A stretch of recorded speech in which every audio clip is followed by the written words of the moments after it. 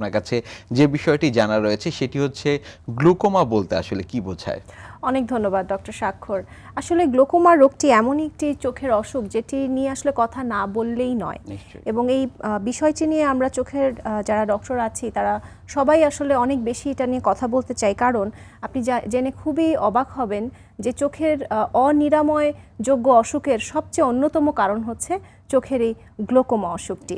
আমি একটু বলে নিই আসলে গ্লোকোমা রোগটি আসলে কি। গ্লোকোমা আসলে চোখের ভেতরে আমাদের একটি অভ্যন্তরীণ চাপ থাকে, যেটি আসলে আমাদের চোখের ভিতরে অ্যাকোয়াস হিউমার নামক একটি জলীয় পদার্থ সারাক্ষণ তৈরি হচ্ছে এবং নির্গমন পথ দিয়ে এটি বেরিয়েই চলছে। যদি এই রাস্তায় কোনোভাবে যদি এই অ্যাকোয়াস হিউমারটি যদি বের না হতে পারে, তাহলে যেই ধরনের সমস্যাগুলো দেখা দেয়, স্পেশালি অপটিক নার্ভকে যখন এটি আক্রান্ত করছে, তো সেখান থেকেই কিন্তু গ্লোকোমা রোগটি দেখা দিচ্ছে। নিশ্চয়ই।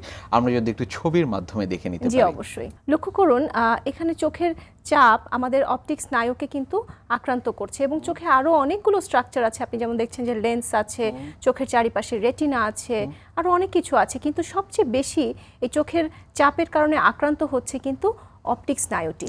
এবং এই অপটিক স্নায়ু যতটুকু আসলে ক্ষতিগ্রস্ত হচ্ছে, এর দৃষ্টিশক্তি কিন্তু কখনোই, যতটুকু ড্যামেজ হয়ে যাচ্ছে সেই দৃষ্টিশক্তি কখনোই কিন্তু আর ফিরে আসা সম্ভব না। পরবর্তী আরেকটি ছবির মাধ্যমে দেখে নিতে জি, পারি। পরের ছবিতে আমরা যাব।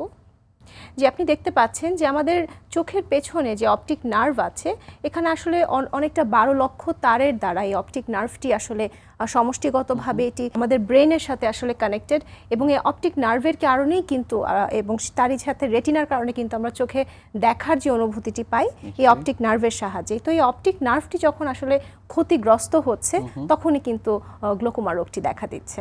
নিশ্চয়ই। আমরা আরেকটি ছবির মাধ্যমে একটু দেখে নিতে চাই। জি, লক্ষ্য করুন এই ছবিতে, প্রথম ছবিটা দেখতে পাচ্ছেন যে একেবারে ছোট রয়েছে, যেটি স্বাভাবিক, বা দেখতে পাচ্ছেন যেটি বেশ অনেকটা গোলাপি বা লাল আভা রয়েছে। এবং পরের ছবিটিতে দেখতে পাচ্ছেন, পাশের ছবিটিতে একটু অনেক বেশি বড় হয়ে গিয়েছে, মাঝখানের গর্তটা বেশ বড় এবং সাদা হয়ে গিয়েছে, অর্থাৎ নার্ভ অনেক বেশি এটিতে ড্যামেজ আছে।